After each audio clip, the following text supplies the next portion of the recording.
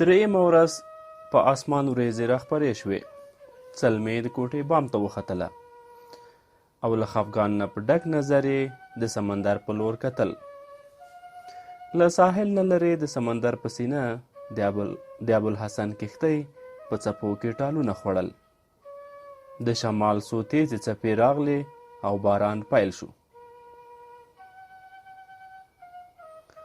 چې باران تیز شو د دې د سترګو د څار دایره هم کوچنۍ کېدله، تر دې چې کښتۍ یې له سترګو پناه شوه. که یې هر څومره هڅه وکړه خو اوښکو یې د سترګو مورګې ور ډکې کړې او اوښکو یې پر مخ لارې جوړې کړې.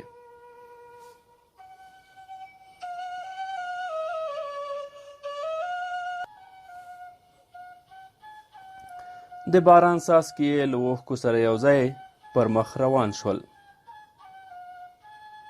سلمې تر ډېره وخته لاس په دعا اوچت نیولی و او دعا یې وکړه: ای زما څښتنه، هغوی د سمندر د یاغي څپو نه په امان کې وساتې. په باغچه کې له ابوالحسن سره تر وروستي ملاقات وروسته د سلمې په خیال او عادتونو کې ژور بدلون راغلی و. هغه د ابوالحسن په بې پروایي ډېره خفه وه، خو بیا یې هم هغه د انسانیت یوه لوړه نمونه باله او په دې باور و چې د ابوالحسن کوم عادت نه خوښیږي خامخا به بد وي، ځکه خو یې د نامحرمو نارینه‌وو په مخ کې ګرځېدل پرېښودل.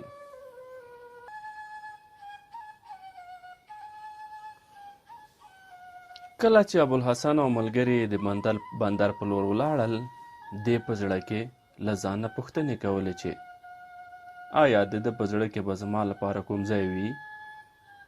کله به یې چې د ابوالحسن خبرې ور په زړه شوې، نو په زړه کې به یې د مایوسیو تیارو وزرونه وغوړول او کله به یې د هیلو او امیدونو ډیوې پکې بلې شوې. پلار یې غږ پرې وکړ او سلمې له بامه راکوزه شوه. بوډا عبدالله پوښتنه وکړه: ته په دې باران کې پاس څه کوې؟ سلمې: هیڅ نه پلاره، زه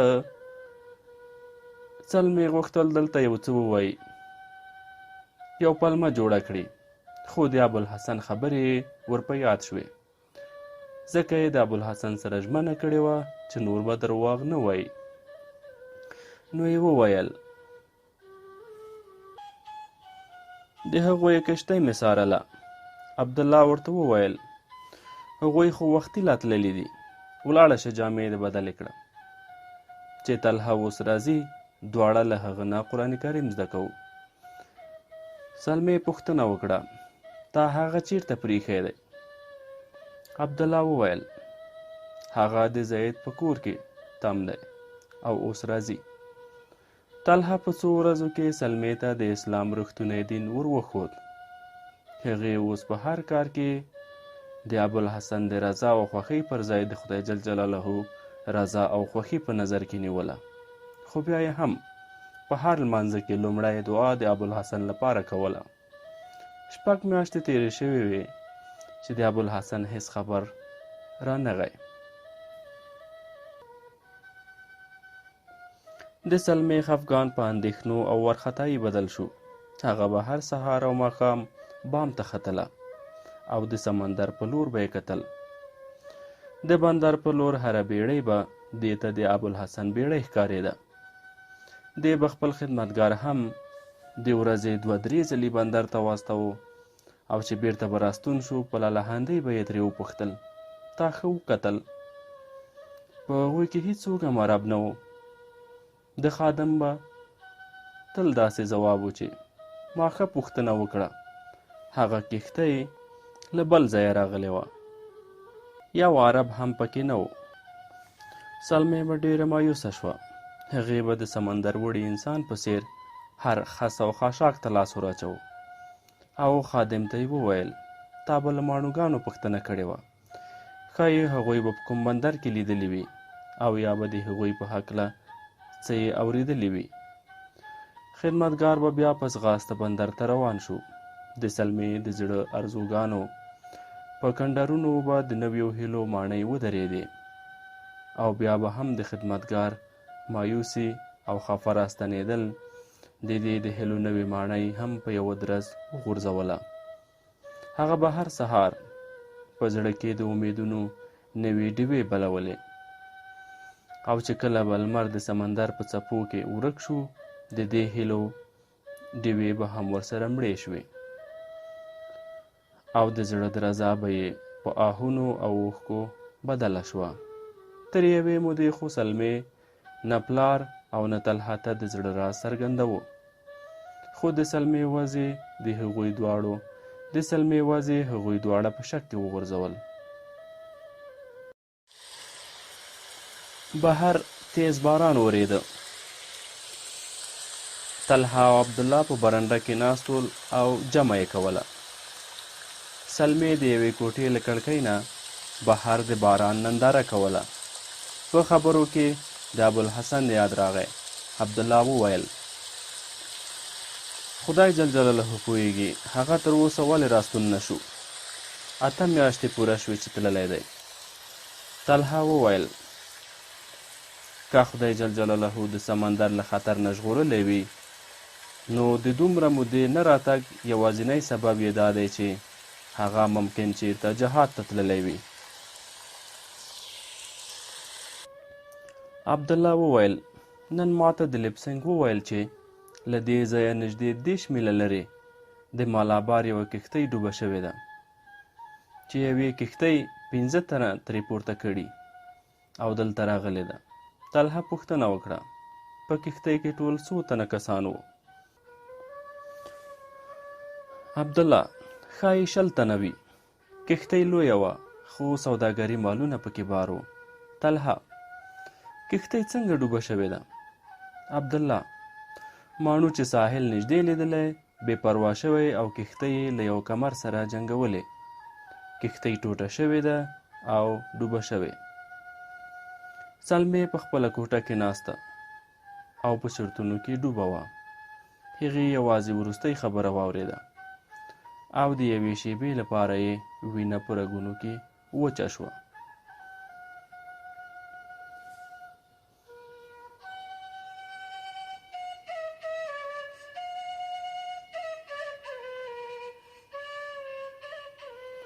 له برنډې نه بیا د عبدالله غږ اوچت شو: دغه کمرونه ډیر خطرناک دي. هر کال دلته یوه نه یوه کښتۍ ډوبیږي. د هغه ځای خلکو عقیده داسې ده چې په دغه کمرونو کې د سمندر د دیوتا یا د دوی د خدای عبادت ځای دی. دا یې چې واورېدل، د سلمې په رګونو کې غیر معمولي لړزه را پیدا شوه. جګه شوه، ولاړه او د پلار په مخ کې ودرېده. د هغې هیبت ځپلې او سپین تښتېدلي رنګ ته چې د عبدالله پام شو، ترې ویې پوښتل: لورې، په تا څه شوي؟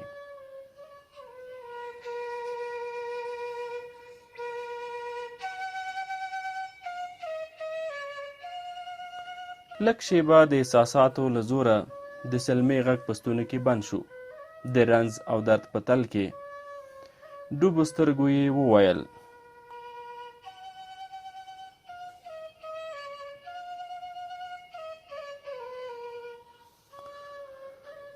تاسو چې له ما کومه خبره پټوئ، زه پرې خبره یم. طلحه حیران شو، ویې ویل: لورې، څه خبره ده؟ د سلمې شونډې ورپېدې، په سترګو کې اوښکې وځلېدې او ویې ویل: ووایئ، د هغه کښتۍ څه وخت ډوبه شوې؟ تاسو ته چا وویل؟ او هغه تاسو ولې چوپ یاست؟ د خدای لپاره یو څه ووایئ. زه هر بد خبر اورېدو ته تیار یم. سلګیو او آهونو د دې د خبرو لړۍ سره شلولې وه. عبدالله پریشانه شو او ځواب یې ورکړ: موږ د بالامار د یوې کښتۍ خبره کوله. نن ماته د لبسنګ وویل، خو سلمې د پلار خبرې ورغوڅې کړې. نه، له ما خبره مه پټوئ. ما ته په دروغو تسلي مه راکوئ. دا یې وویل په سلګو شوه او کوټې ته ننوته. بوډا پلار څه وپوهېد څه ونه پوهېد. طلحه ته یې وکتل او بیا کوټې ته پسې ورننوت. سلمې پړمخې پرته وه او سلګۍ یې وهلې. د بوډا پلار زړه وسوځېد او دې ته نږدې کېناست. د لور پر سر یې لاس کېښود او په کرار یې ورته وویل: لورې، دا په تا څه وشول؟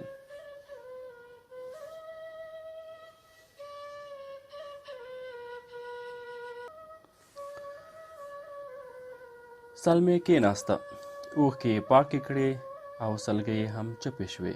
ځواب یې ورکړ: په ما هیڅ نه دي شوي پلاره، ما وبخه، ته به ما بیا په ژړا ونه ګورې. عبدالله: مګر د ژړا څه سبب خو شته؟ داسې خبرونه خو موږ هره ورځ اورو.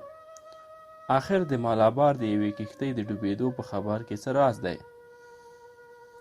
سلمې په ځیر ځیر د پلار څېرې ته وکتل او لږ په ډاډمنه لهجه یې ترې وپوښتل: پلاره ته رښتیا وایې؟ عبدالله په غوسه شو او ویې ویل: ما ته د دروغو څه ضرورت دی؟ او تر اوسه پورې ما تا ته کومه خبره دروغ کړې او زما په خبرو دې کله هم شک کړی؟ که دې زما په خبره باور نه دی نو له طلحه پوښتنه وکړه. سلمې په پښیمانۍ سر ښکته واچوه او ویې ویل: پلار جانه، زه بښنه غواړم. ما فکر کوو چې تاسو د عربو د کښتۍ خبره کوله.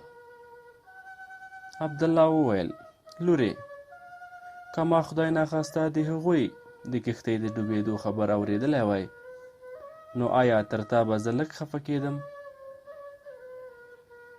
سلمې چپ شوه. د شپې تر ډوډۍ وروسته عبدالله د ماخوستن لمونځ کوو. خدمتګار یې خپل لوښي مینځل چې چا دروازه وټکوله. سلمې خدمتګارې ته وویل: ښایي زید او قیس راغلی وي، تا خو به دروازه نه وي بنده کړې. خدمتګار یې ځواب ورکړ: په داسې باران کې څوک راتلی شي؟ ما اوس دروازه وتړله او راغلم. که هغوی راتلل نو د ماښام د لمانځه لپاره به هم راغلي وو. نو زید یو څه ناروغ دی او قیس بیچاره بوډا دی او په کور کې یې لمونځ کړی. سلمې: خو اوس څوک دروازه ټکوي؟ خدمتګار یې وویل: دا ستا وهم دی، دروازه شمال ګړبوي.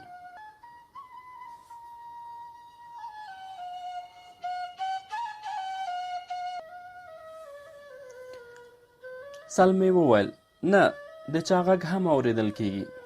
دا دی، زه ورځم. د سلمې زړه په درزا شو. په تیاره کې یو ګام وړاندې د لیدو امکان نه و. د برېښنا په رڼا کې له ونو نه ځان بچ کړ او تر دروازې پورې یې ځان ورساوه. د دروازې تر شا یې د چا غږ وانه ورېد. مایوسه شوه او بېرته راستنېده چې چا بیا دروازې ته ډیکه ورکړه او په زوره یې غږ وکړ: څوک شته؟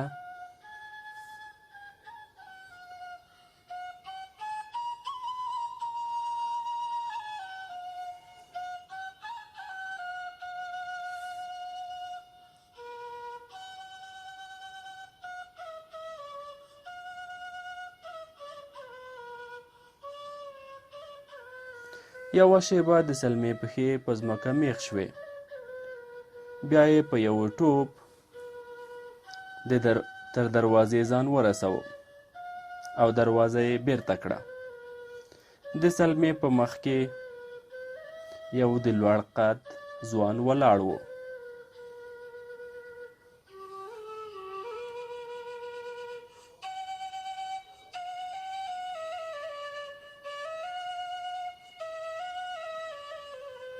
هغه وپوښتل: دا د عبدالله کور دی؟ دنګ ځوان د دروازې تر شا ولاړ دی. شړکته باران هم روان دی. تر څو سلمې ځواب ورکوو برېښنا وپړکېده او په رڼا کې ابوالحسن سلمې وپېژندله. او په دروازه ورننوت. ابوالحسن وویل او هو زه بخښنه غواړم، ته زما په خاطر باران لمده کړې. سلمې په زړه کې وویل کاشکې ته پوهېدی چې د باران دا څاڅکي په ما څومره ښه لګي. بیا یې ابوالحسن ته وویل راځه دننه. په برنډه کې عبدالله او طلحه د ابوالحسن غږ وپېژند او ښه راغلاست یې راووتل. عبدالله وویل څوک دی؟ بیا مسکی شو. اوهو ابوالحسن. باران لا پسې تیز شو. ابوالحسن د برنډې په زینه پښه کېښوده او ځواب یې ورکړ هو صاحب زه یم. زه بخښنه غواړم چې تاسو مې په دې ناوخته کې په زحمت کړئ. طلحه پوښتنه وکړه وایه خیریت خدای، ستا نور ملګري چیرې دي؟ ابوالحسن ځواب ورکړ هو خیریت دی، ما هغوی په کښتۍ کې پرېښي او راغلم.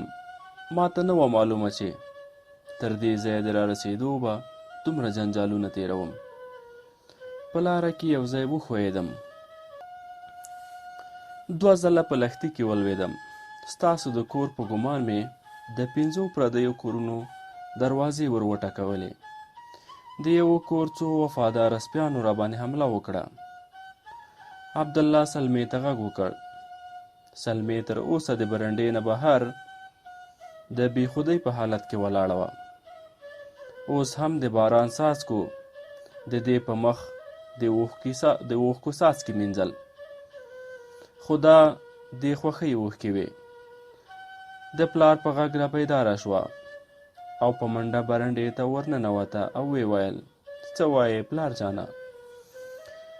عبدالله وویل لورې ولاړه شه، ابوالحسن ته وچې جامې او ډوډۍ راوړه او نورو میلمنو ته هم ډوډۍ تیاره کړه، زه به هغوی راولم. ابوالحسن وویل ډوډۍ موږ ټولو خوړلې ده، تاسو هیڅ زحمت مه باسئ، زما ملګرو هم ډوډۍ خوړلې.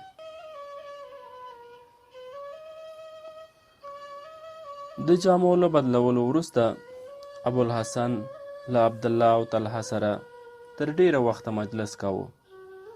هغه د خپل ځڼ په باب وویل چې د بصرې نه یې افریقا ته د څه کار لپاره استولی و.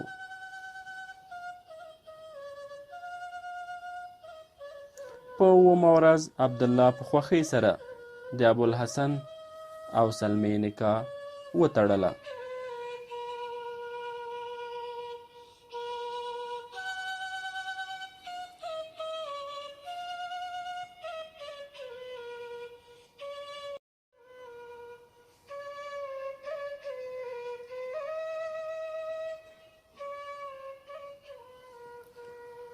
درې کاله وروسته ابوالحسن په ښار کې ځان ته یو ښکلی کور جوړ کړ. د کور مخې ته نږدې یو وړوکی جومات هم جوړ کړ. د ده څه نورو دوستانو هم په همدې ښار کې ځان ته کورونه جوړ کړل. د 5 کلونو په موده کې د ابوالحسن او طلحه په بلنه یو شمېر ځایي خلکو هم د اسلام مبارک دین قبول کړ. دوی د دغې کورنیو ماشومانو ته یوه مدرسه هم جوړه کړه او طلحه ته یې د درس چارې وسپارلې. د عبدالله په مرسته د دوی سوداګري ډیره پراخه شوه. د واده په 2م کال سلمې او ابوالحسن ته خدای جل جلاله یو زوی او په 4م کال یوه لور ورکړه. د زوی نوم یې خالد او د لور نوم یې ناهید کېښود. په 10م کال یې یو بل زوی هم پیدا شو، خو په 3 میاشتنۍ کې مړ شو.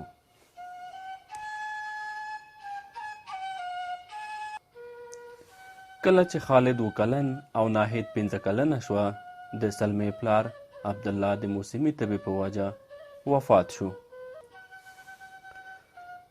ابوالحسن ته خدای جل جلاله په دې دنیا هر څه ورکړي وو. له هغه سره د مال او دولت کمبود نه و. هغه له خپلې میرمنې او اولادونو سره بې کچې مینه درلوده.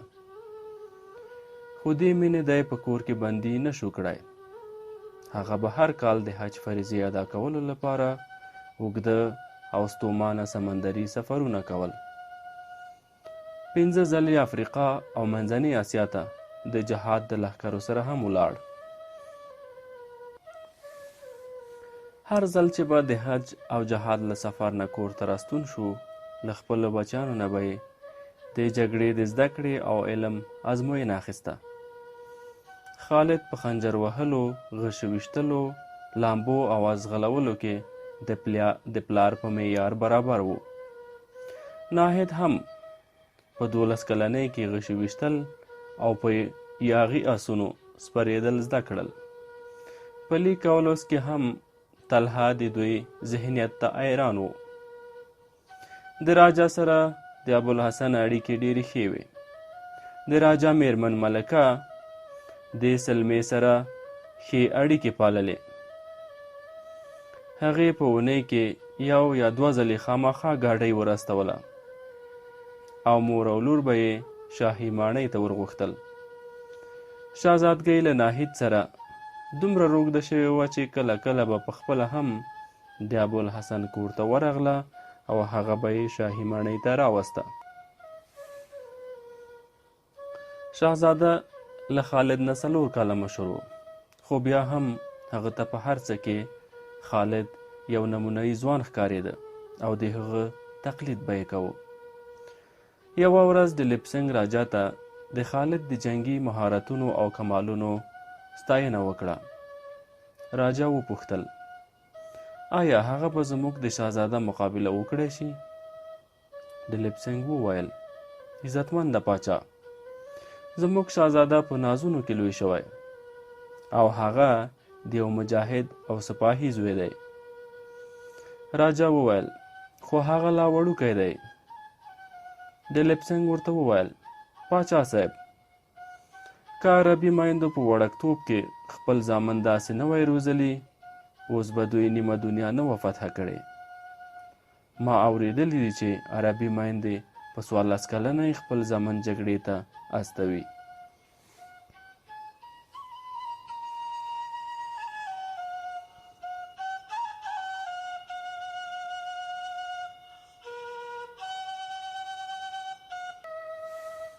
راجا پوښتنه وکړه خالد څو کلن دی؟ د لپسنګ وویل ښایي 12 کلن وي. راجا وویل آخر په هغو ماشومانو کې څه ښېګڼه ده چې زموږ په بچیانو کې نشته. د لپسنګ وویل پاچا صاحب، که بده نه منې نو یو عرض وکړم. راجا وویل ووایه. د لپسنګ وویل زموږ او دوی ترمنځ یو ژور توپیر شته. موږ بې شمېره خدایان منو. پر دې علاوه له هر هغه ځواک نه چې موږ وویریږو هغه خدای منو. مثلا که زموږ په لاره کې کوم لوی کمر مخې ته راشي، نو موږ د خپل ځواک او حوصلې له ازمویلو ډډه کوو او هغه هم خپل خدای منو او عبادت یې پیلوو. خو هغوی یوازې یو خدای مني او له هغه پرته د نړۍ هیڅ یو لوی طاقت ته سر نه ټیټوي او سر ټیټي ورته ګناه بولي. همدارنګه دوی په دې عقیده دي چې انسان مړ شي فنا کیږي نه، بلکې له مرګ وروسته د هغه بل ژوند پیلیږي. ابوالحسن یوه ورځ ماته کیسه کوله. د دوی د لښکرو یو مشهور قومندان حضرت خالد بن ولید چې د شام په لور حمله کوله، د شام والی ورته ولیکل چې ته له غره سره جنګوې. ستا د 40,000 فوج په مقابل کې له ما سره 2.5 لکه داسې فوج دی چې په ښو وسلو سنبال دی. حضرت خالد په جواب کې ورته ولیکل ما ته ستا د زرو او زور پوځي توان معلومات شته، خو ستا له پوځ سره چې څومره د ژوندي اوسېدو هیله ده تر هغې زیاته. زما د پوځ سره د مرګ مینه ده. راجا وویل د لپسنګه زه غواړم چې د شهزاده پوځي روزنه ابوالحسن ته وسپارم. ته له هغه سره ووینه، که هغه دغه خدمت ومنه نو زه به ښه تنخوا ورکړم. د لپسنګ له ابوالحسن سره ولیدل. ابوالحسن ته یې هغه خبره وکړه چې راجا ورته کړې وه. هغه په خوښۍ دغه خدمت قبول کړ، خو د تنخوا له اخیستلو یې انکار وکړ. له 2 کالو روزنې وروسته ابوالحسن راجا ته وویل نور ستا زوی په جنگي مهارتونو کې د دې هېواد د ښو ځوانانو مقابله کولی شي. راجا وویل آیا زما زوی په غوښو ویشتلو او ازغلولو کې د خالد سیالي کولی شي؟ ابوالحسن ځواب ورکړ خالد په داسې عمر کې ازغلول او غوښې ویشتل زده کول چې شهزاده له نانځکو سره لوبې کولې. هغه په داسې عمر کې د آس په شا سپرېدل زده کړي وو چې شهزاده هغه مهال د غلامانو په اوږو ناست و. خالد فطرتاً یو عسکر او پوځي دی، او ستا زوی فطرتاً یو شهزاده دی. راجا وویل زما زوی په توره وهلو کې څنګه دی؟ ابوالحسن وویل هغه په عمر کې تر خالد مشر دی، مټې هم تر هغه مضبوطې دي. ما د دواړو مقابله نه ده لیدلې، خو زما په ګمان شهزاده تر خالد ښه توره څرخوي.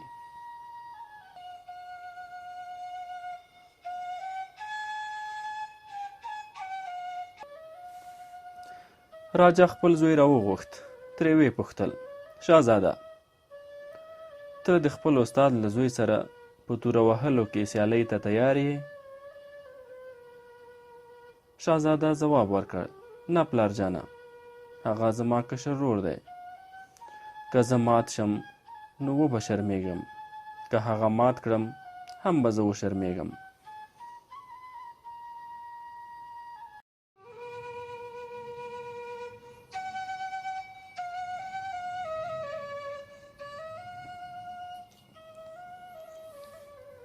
د ابوالحسن د واده 18 کاله تیر شوي وو. خالد 14 کلن او ناهید 14 کلنه شوې وه.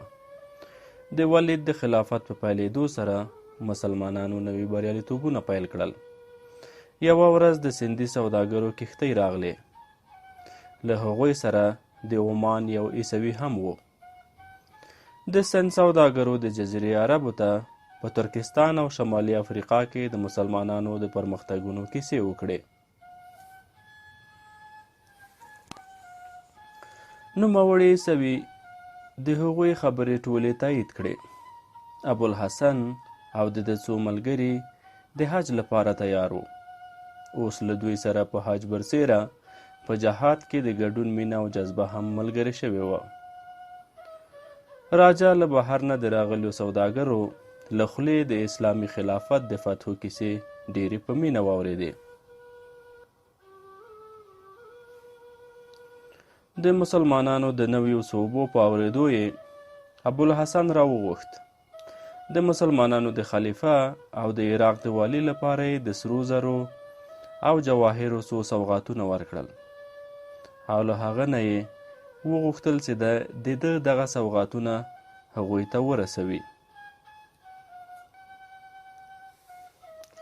ابوالحسن ورته وویل زه په خوښۍ ستا تحفې هغوی ته وروړم. د سند سوداګرو خپل مالونه وپلورل، نوي مالونه یې واخیستل او بیرته ستانه شول. د دوی له تګ نه څو ورځې وروسته ابوالحسن او د ده ملګري د حج سفر ته تیار شول. په دغه کال د حج د سفر لپاره تر نورو کلونو زیات خلک تیار شول. طلحه او 3 نور عرب د کورنیو د سرپرستۍ لپاره پاتې شول. ځینې عربو خپل وړوکي ماشومان هم طلحه ته پرېښودل او میرمنې هم د حج لپاره تیارې کړې، او ځینو بیا میرمنې اولادونه پرېښودل او په خپله د حج سفر ته تیار شول.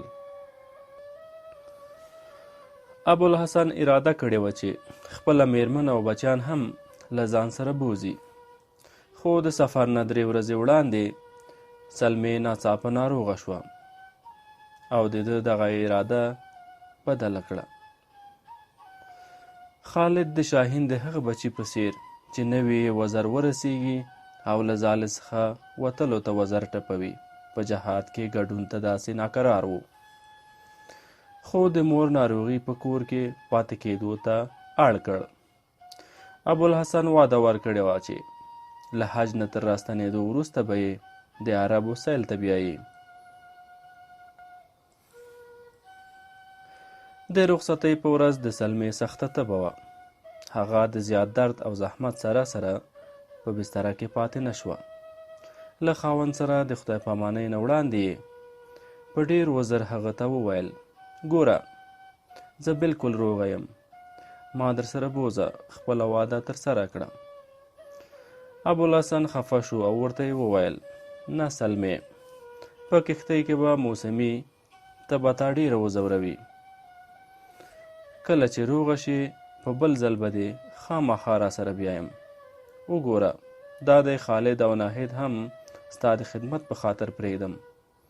طلحه به هم په تاسو ډېر پام کوي. د هغې په سترګو کې اوښکې ډنډ شوې او ویې ویل: نه، ما خامخا دا ځل در سره بوځې. زه د سفر ټولې ستونزې زغملی شم.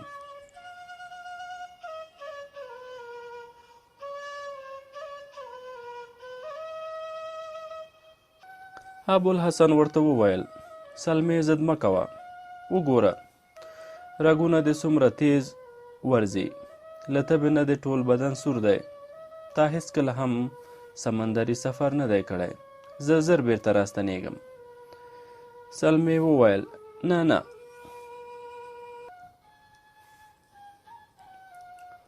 ګوره، ما ته دا ځل داسې ښکاري چې ستا سفر به ډېر اوږد شي او زه ښایي ستا ډېر انتظار ونه شم کړی.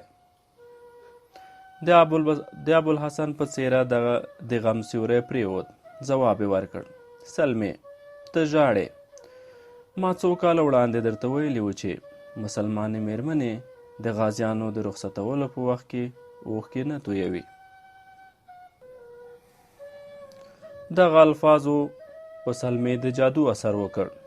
اوښکې یې پاکې کړې او د مسکا هڅه یې وکړه او ویې ویل: زما د خفګان سبب دا نه دی چې ته ځې، بلکې دا دی چې ما پرېږدې او ځې.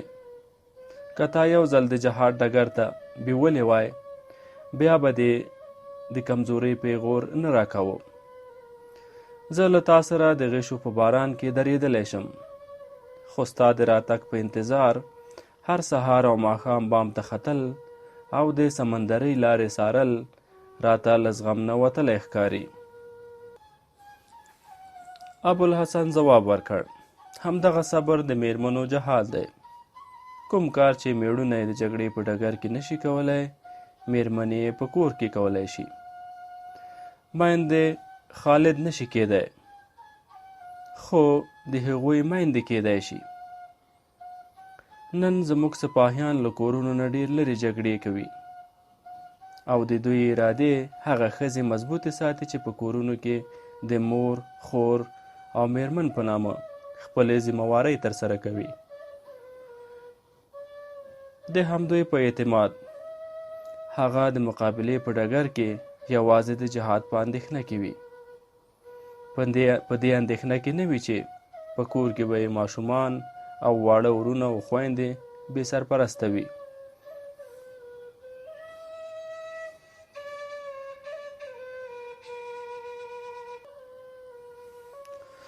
سلمې ته ووایه، آیا هغه مجاهد به په ډاډه زړه مقابلې ته تیار شي چې میرمن یې په ژړا خدای پاماني ورسره کړې وي او د ده په خیال کې راشي چې اوس به مې میرمن له ژړا ړنده شوې وي او ماشومان به مې په کوڅو کې ګرځي.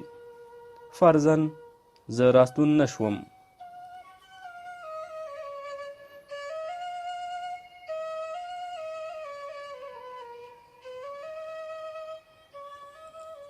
نو د عربو د نورو میندو په څیر به خالد جهاد ته نه لیږي سلمې ځواب ورکړ: ته باور وکړه لکه ته چې ځان د خالد لپاره بد پلار نشې منلی، همدغسې زه ځان د هغه دپاره بده مور نشم زغملی.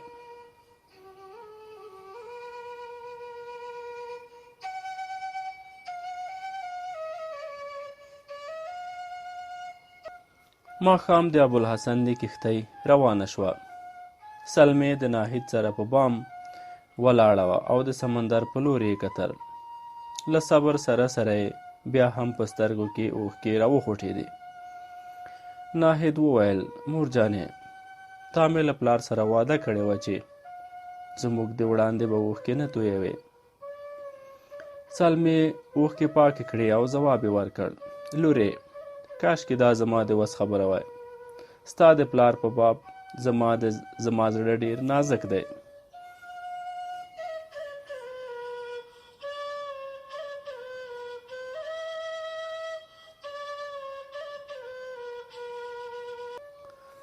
سلمې دا وویل او کېناسته. ناهید د دې لاس ونیو او ویې ویل: مور جانې، ستا تر اوسه پورې تبه ده، راځه په بستره کې څمله.